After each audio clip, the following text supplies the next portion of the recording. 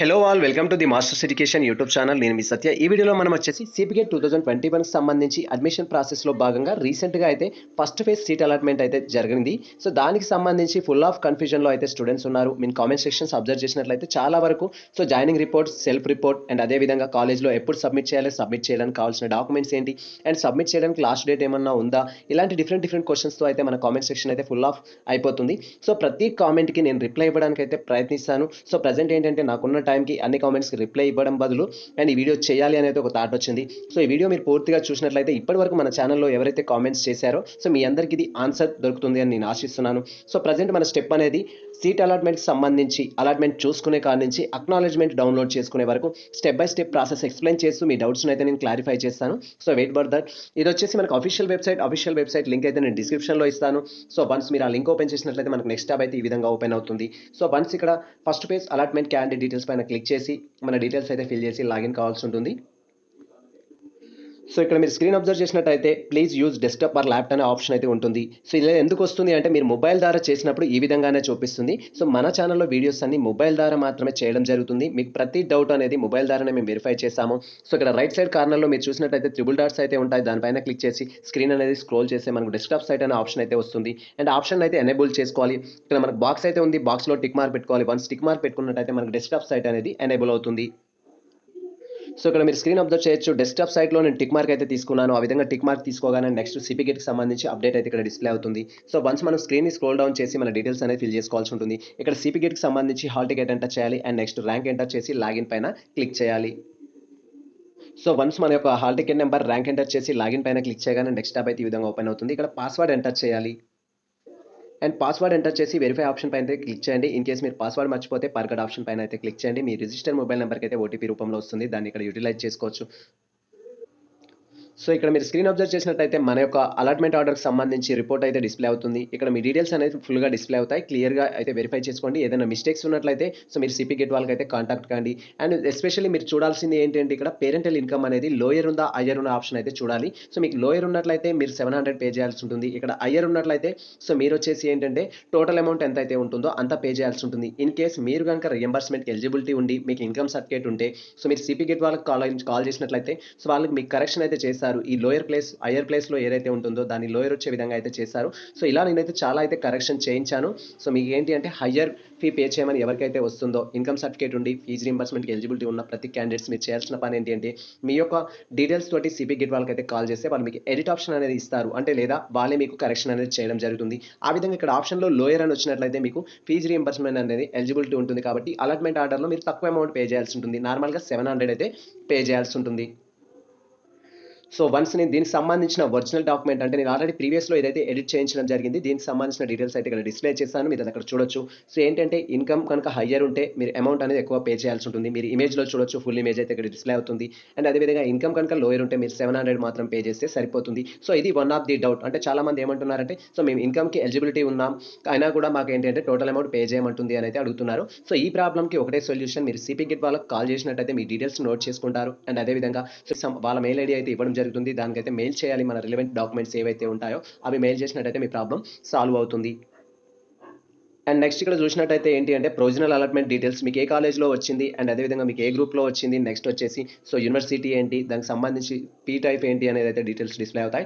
So ఇక్కడ self ఫినాన్స్లో వచ్చిన ప్రతి ఒక్కరు ఏమంటున్నారంటే సార్ సెల్ఫ్ ఫినాన్స్ నాకు సీటు అండ్ టోటల్ ఫీ నేను కట్టాలా లేకపోతే స్టూడెంట్ సో రియంబర్స్మెంట్ వస్తుందా అని డిఫరెంట్ అయితే క్వశ్చన్స్ చేస్తున్నారు. ఇక్కడ సెల్ఫ్ ఫినాన్స్ అంటే ఏంటంటే ఖచ్చితంగా రియంబర్స్మెంట్ అనేది ప్రతి స్టూడెంట్కి వచ్చేసి 20,000 అయితే వస్తుంది. రియంబర్స్మెంట్ ఎలిజిబిలిటీ ఉన్న వారికి మాత్రమే వస్తుంది. రియంబర్స్మెంట్ రాని వారు ఏంటంటే టోటల్ ఫీ అయితే కట్టుకోవాల్సి ఉంటుంది. రియంబర్స్మెంట్ వచ్చే వాళ్ళు ఏంటంటే సో రియంబర్స్మెంట్ వచ్చిన అమౌంట్ ఎంతైతే ఉంటుందో దాంతో ఫైనల్గా కంపేర్ చేయడం జరుగుతుంది. మన ఫైనల్ ఇయర్ కంప్లీట్ అయినప్పుడు సో మనకు సర్టిఫికేట్స్కి వెళ్ళినప్పుడు టోటల్ ఫీ కంపేర్ చేసి ఆ రిమైనింగ్ ఫీ అయితే కట్టమంటారు. లేదా ఫస్ట్ ఇయర్లో రియంబర్స్మెంట్ వచ్చిన తర్వాత సెకండ్ ఇయర్లో ఫస్ట్ ఇయర్ది కట్టమంటారు. సెకండ్ ఇయర్ కంప్లీట్ అయిపోయిన తర్వాత సెకండ్ ఇయర్కి సంబంధించింది కట్టమంటారు. సో ఈ విధంగా అయితే ఉంటుంది. And next me category A కేటగిరీలో సీట్ అలాట్మెంట్ అయిందనే ఇన్ఫర్మేషన్ కూడా చూడొచ్చు ఇక్కడ. సో స్పెషల్గా వచ్చేసి ఏంటంటే SC category and OU Osmania university and female కేటగిరీలో అయితే సీట్ రావడం జరిగింది. అండ్ వీటికి సంబంధించిన ఇన్స్ట్రక్షన్స్ ఉన్నాయి. ఇక్కడ పేమెంట్ ఎలా చేయాలి, సెల్ఫ్ రిపోర్టింగ్ ఎలా చేయాలి అనేది. సో ఇక్కడ సెల్ఫ్ రిపోర్టింగ్ సంబంధించి కూడా నేను క్లారిటీ అయితే ఇస్తాను. దానికోసం అయితే వెయిట్ చేయండి. సో ఇక్కడ వచ్చేసి ఏంటంటే మీరు అబ్జర్వ్ చేయొచ్చు. నేను ప్రీవియస్లో స్క్రీన్ షాట్ అయితే చూపించాను. ఇక్కడ 700 ప్లేస్లో ఏంటి అంటే 2300 210 రూపీస్ అయితే ఉండే. సో దీన్ని ఏంటి మీరు సిపి కిట్ వాళ్ళకి ఫోన్ చేసినట్టయితే కరెక్షన్ చేస్తారు, మీకు కనుక రీఎంబర్స్మెంట్స్కి ఎలిజిబిలిటీ ఉంటే. సో ఆ తర్వాత ఏంటంటే ఇక్కడ టిక్ మార్క్ అయితే చేసుకోవాల్సి ఉంటుంది ఈ 2 బాక్స్లలో. And I accepted about terms and conditions, పైన ఉన్న కండిషన్స్ అండ్ టర్మ్స్. సో పైన ఉన్న కండిషన్స్ ఏంటి అంటే సెల్ఫ్ రిపోర్టింగ్ అనేది 10th ఆర్ 10 వరకు, అంటే ఆన్ ఆర్ బిఫోర్. సో 10వ తారీఖు వరకు అయితే మీరు సెల్ఫ్ రిపోర్టింగ్ అనేది సబ్మిట్ చేయాలి. సెల్ఫ్ రిపోర్టింగ్ అంటే ఏంటంటే ఈ ఆన్లైన్లో చేసేది మాత్రం 10th వరకు అయితే సబ్మిట్ చేయాలి. అండ్ అదేవిధంగా I accepted terms and condition option కూడా తీసేసుకొని ప్రొసీడ్ టు పేమెంట్ ఆప్షన్ పైన క్లిక్ చేసి పేమెంట్ అయితే చేయాల్సి ఉంటుంది. సో వన్స్ మన పేమెంట్ అనేది కంప్లీట్ అయినట్లయితే మనకు అక్నాలెడ్జ్మెంట్ అనేది డిస్ప్లే అవుతుంది. సో వన్స్ మనం పేమెంట్ చేసినట్టయితే మన అక్నాలెడ్జ్మెంట్ అనేది డిస్ప్లే అవుతుంది. పేమెంట్ చేసేటప్పుడు అయితే కేర్ఫుల్గా చేయండి. సో ఎటువంటి మిస్టేక్స్ అయితే చేయొద్దు. పేమెంట్ డిడక్ట్ అవుతుంది కానీ కొన్నిసార్లు అక్నాలెడ్జ్మెంట్ అనేది డిస్ప్లే అవ్వదు. అలాంటప్పుడు మీరు సిపి గిట్ వాళ్ళకి కాంటాక్ట్ అయినట్లయితే సో మీ యొక్క రిఫరెన్స్ ఐడి నెంబర్ వాళ్ళు తీసుకొని మీ అమౌంట్ అయితే రీఫండ్ చేస్తారు. సో ఇక్కడ వన్స్ మీరు అబ్జర్వ్ చేసినట్లయితే ఇది మనకు సంబంధించిన అక్నాలెడ్జ్మెంట్ అయితే. సో ఇది వచ్చేసి ఏంటి, ఫస్ట్ ఫేజ్లో సీట్ వచ్చినట్లు అండ్ మీరు సీట్ పేమెంట్ అనేది కన్ఫర్మ్ చేసుకున్నట్లయితే అక్నాలెడ్జ్మెంట్ అనేది డిస్ప్లే అవుతుంది. దీంట్లో డీటెయిల్స్ అయితే ఒకసారి వెరిఫై చేసుకోండి. ఇన్ కేస్ మిస్టేక్స్ ఉన్నట్టయితే సిపి గిట్ వాళ్ళని కాంటాక్ట్ అయినట్లయితే వాళ్ళు ఎడిట్ చేస్తారు. And next once scroll down చేసినట్టయితే మనకి డీటెయిల్స్ అయితే డిస్ప్లే అవుతాయి. సో ప్రొవిజనల్ అలాట్మెంట్ డీటెయిల్స్ అనేది, సో మీకు ఏ కాలేజ్లో వచ్చింది అండ్ మీ యొక్క సబ్జెక్ట్ ఏంటి అండ్ అదేవిధంగా సో మీకు ఏ రిజర్వేషన్లో ఈ సీట్ అనేది వచ్చింది ఆ ఇన్ఫర్మేషన్ డిస్ప్లే అవుతుంది. అండ్ ఇక్కడ వచ్చేసి కోర్సు యొక్క టోటల్ ఫీ ఉంటుంది. అండ్ ఇక్కడ వచ్చేసి ఏంటంటే 700 అనేది పీ పెయిడ్. సో నేను పీ అనేది పే చేశాను కాబట్టి ఇక్కడ పెయిడ్ అని ఉంది. సో అప్పుడు ఏంటంటే పేయబుల్ అనేది అయితే ఉంటుంది. సో ఈ విధంగా ఏంటి మనం పే చేసిన అమౌంట్ అనేది డిస్ప్లే అవుతుంది. ఇన్ కేస్ మీరు ఇన్కమ్ సర్టిఫికేట్ కనుక సబ్మిట్ చేయకపోతే, మీ ఇన్కమ్ కనుక హయ్యర్ అని ఉంటే ఇక్కడ 28,330 రూపీస్ అనేది మనం పే చేయాలి ఖచ్చితంగా. సో ఇలా ఎవరికైతే ఉంటుందో మీరు సిపి గేట్ వాళ్ళకి కాంటాక్ట్ కాండి. మీరు ఇన్కమ్ సర్టిఫికేట్ ఉండి రీఎంబర్స్మెంట్కి ఎలిజిబిలిటీ ఉంటే వాళ్ళు మీకైతే ప్రాబ్లమ్ సాల్వ్ చేస్తారు. సెకండ్ థింగ్ ఏంటంటే చాలా వరకు ఉన్న డౌట్స్ ఏంటి అంటే సో సెల్ఫ్ రిపోర్టింగ్ అనేది ఫస్ట్ ఫేజ్లో సబ్మిట్ చేయాలా లేకపోతే తర్వాత సబ్మిట్ చేయాలనే డౌట్స్ అయితే చాలా వరకు ఉన్నాయి. సో ఇక్కడ ఇచ్చే నేను బెస్ట్ సజెషన్ ఏంటి అంటే మీకు ఫస్ట్ ఫేజ్లో కనుక ఒక కాలేజ్లో సీట్ వచ్చి అండ్ సెకండ్ ఫేజ్కి వెళ్ళాలి అనుకోవడం లేదు మీరు. సో సెకండ్ ఫేజ్కి వెళ్ళాలనే థాట్ కూడా మీకు లేదు. సో ఫస్ట్ ఫేజ్లో వచ్చిన కాలేజ్లోనే మీకు సీట్ కావాలి, అది కన్ఫర్మ్ చేసుకోవాలి అంటే ఫస్ట్ మీరు ఆన్లైన్ పేమెంట్ అయితే చేయండి, సెల్ఫ్ రిపోర్ట్ అనేది సబ్మిట్ చేయండి. ఆ తర్వాత మనకి ఇచ్చిన డేట్ ప్రకారం ఏంటి అంటే సెల్ఫ్ రిపోర్టింగ్ కంప్లీట్ చేసుకోవడానికి అయితే డేట్స్ ఇచ్చారు కానీ అండ్ అదేవిధంగా జాయినింగ్ రిపోర్ట్ సబ్మిట్ చేయడానికి అయితే మనకు డేట్స్ ఇవ్వలేదు ఇప్పటివరకు అయితే. సో ఎవరికైతే రిలవెంట్ కాలేజీల్లో వచ్చిందో సో మీరు వెళ్ళేసి మీ యొక్క జాయినింగ్ రిపోర్ట్ అనేది సో 10th తర్వాత కూడా సబ్మిట్ చేయొచ్చు, కానీ రిస్క్ ఎందుకు, సో మీరు ముందే సబ్మిట్ చేయండి. వాటికి సంబంధించి అడ్వాన్స్ ఇన్స్ట్రక్షన్స్ అనేది సిపి గిట్ వాళ్ళు మనకైతే ఫాస్ట్ చేయలేదు. సో సబ్మిట్ చేసినా నో ప్రాబ్లం, చేయకపోయినా నో ప్రాబ్లం, కానీ సో రూల్ అనేది లేదు కాబట్టి సో మనమైతే సబ్మిట్ చేయాలి ఖచ్చితంగా. మీకు ఫస్ట్ ఫేజ్లో వచ్చిన కాలేజ్లోనే జాయిన్ అవ్వాలి అనుకునే విద్యార్థులు అయితే సో 10th వరకు, అంటే మనకు రేపు లాస్ట్ డేట్ కాబట్టి మళ్ళీ ఒకసారి అయితే నేను ఇంటిమేషన్ ఇస్తున్నాను. సో రేపు లాస్ట్ డేట్ అయితే సో నేను కామెంట్ సెక్షన్లో కూడా చాలామందికి అయితే రిప్లై ఇచ్చాను. సో 10th లాస్ట్ డేట్ కాబట్టి లాస్ట్ డేట్ వరకు అయితే మీరు ఫస్ట్ ఫేజ్లో సీట్ వచ్చి ఆ కాలేజ్ నచ్చిన విద్యార్థులు మాత్రం ఖచ్చితంగా సీట్ అనేది అలాట్ చేసుకోవడానికి మీరు జాయినింగ్ రిపోర్ట్ అనేది కాలేజ్లో సబ్మిట్ చేయండి. రిలవెంట్ డాక్యుమెంట్స్ తోటి ఆల్ ఒరిజినల్స్ తీసుకెళ్ళండి అండ్ అదేవిధంగా 2 sets జిరాక్స్ తీసుకెళ్ళండి. సో రిలవెంట్ డాక్యుమెంట్స్ ఏంటి అనేది వీడియో డిస్క్రిప్షన్లో లింక్ ఇస్తాను. ఆ లింక్లో ఉన్న మెయిన్ డాక్యుమెంట్స్ అయితే తీసుకెళ్ళండి. ఇన్ కేస్ డౌట్స్ ఉన్నట్టయితే సర్టిఫికేట్ విషయంలో మన కామెంట్ సెక్షన్లో షేర్ చేయండి. ప్రతి కామెంట్కి అయితే నేను రెస్పాండ్ అవుతాను. అండ్ సెకండ్ థింగ్ ఏంటి అంటే ఫస్ట్ ఫేజ్లో వచ్చిన కాలేజీ నచ్చలేదు, సెకండ్ ఫేజ్కి సైడ్ అవ్వాలి అనుకుంటున్నాము, కానీ సో సెకండ్ ప్లేస్లో మళ్ళీ సీట్ వస్తుందా రాదా అనే చిన్న డైలమాలో ఉన్న విద్యార్థులు చాలా వరకు ఉన్నారు. కామెంట్ సెక్షన్స్ అబ్జర్వ్ చేస్తే నాకు క్లారిటీ వచ్చింది. సో మీరు చేయాల్సింది ఏంటంటే జస్ట్ సెల్ఫ్ రిపోర్ట్ సబ్మిట్ చేస్తే సరిపోతుంది. ఆన్లైన్లో పేమెంట్ చేస్తే చాలు, మీ సీట్ అనేది అలాగే ఉంటుంది.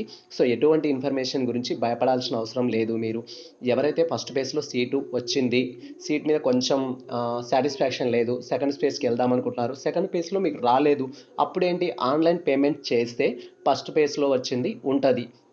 ఆన్లైన్ పేమెంట్ చేయకపోతే అది ఆటోమేటిక్గా మీ ఫస్ట్ ఫేజ్లో వచ్చిన సీట్ అనేది క్యాన్సిల్ అవుతుంది. సెకండ్ ఫేజ్ మీద మాత్రమే డిపెండ్ కావాల్సి ఉంటుంది. దానికే సో మీకు చిన్నపాటి కన్ఫ్యూజన్ ఉన్న స్టూడెంట్స్ ఎవరైతే ఉంటారో ఫస్ట్ ఫేజ్లో వచ్చింది కావాలి అనుకొని అండ్ సెకండ్ ఫేజ్ కూడా కొంచెం ధీమాగా వెళ్ళాలనుకునేవారు మీ ఆన్లైన్ పేమెంట్ అయితే చేయండి. జాయినింగ్ రిపోర్ట్ అయితే కాలేజ్లో సబ్మిట్ చేయాల్సిన అవసరం లేదు. జస్ట్ సెల్ఫ్ రిపోర్ట్ అయితే సబ్మిట్ చేస్తే సరిపోతుంది. మన ఆన్లైన్లో వచ్చేసి టిక్ మార్క్ పెట్టుకుంటాం కదా స్క్రీన్ పైన, అలా టిక్ మార్క్ పెట్టేసుకొని పేమెంట్ చేస్తే సరిపోతుంది.